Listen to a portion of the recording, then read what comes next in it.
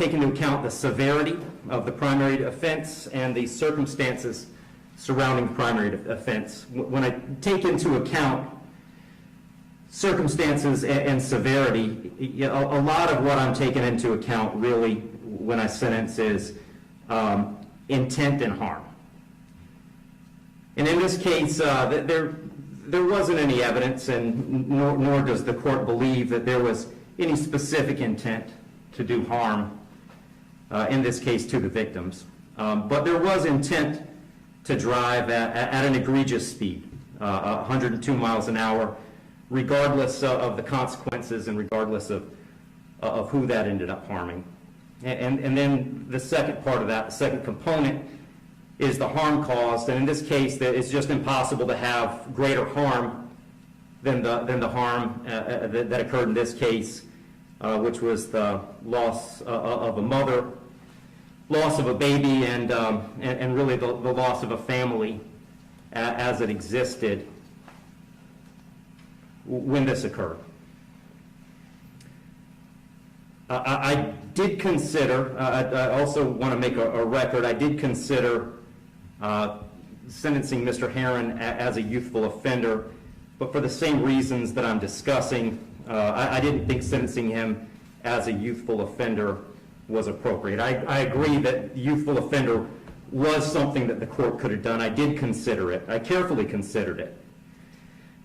But the court just found that due to the serious nature of these offenses, the extreme nature of the conduct, and again, the level of harm, that a youthful offender sentence was not appropriate.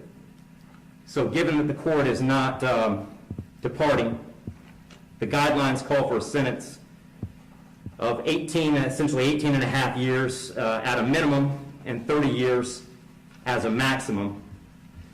And the court doesn't find that either the minimum or the maximum is appropriate in this case.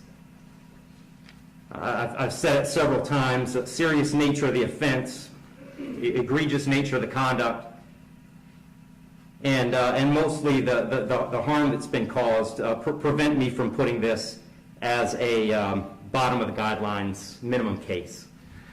But the departure bases argued by the defendant did provide some reason not to put it at the top of the maximum.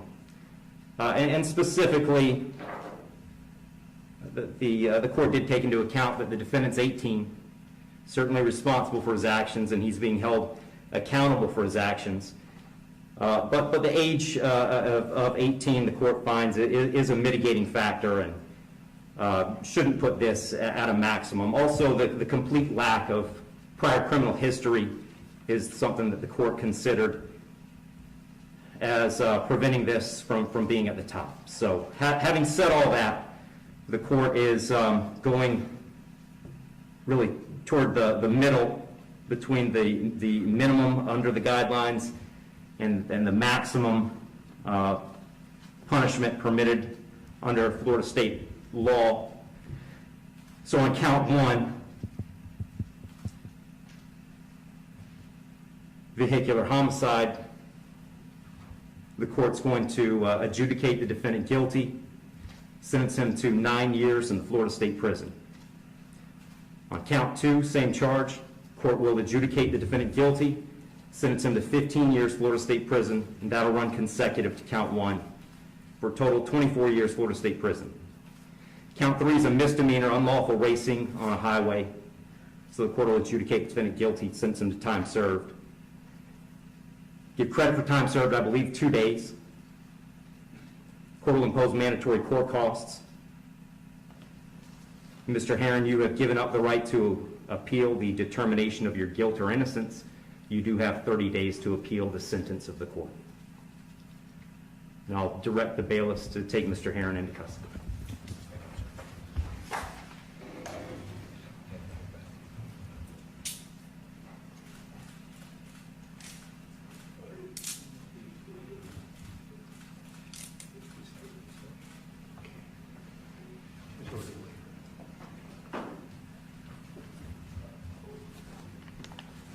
Wish you well, Mr. Heron.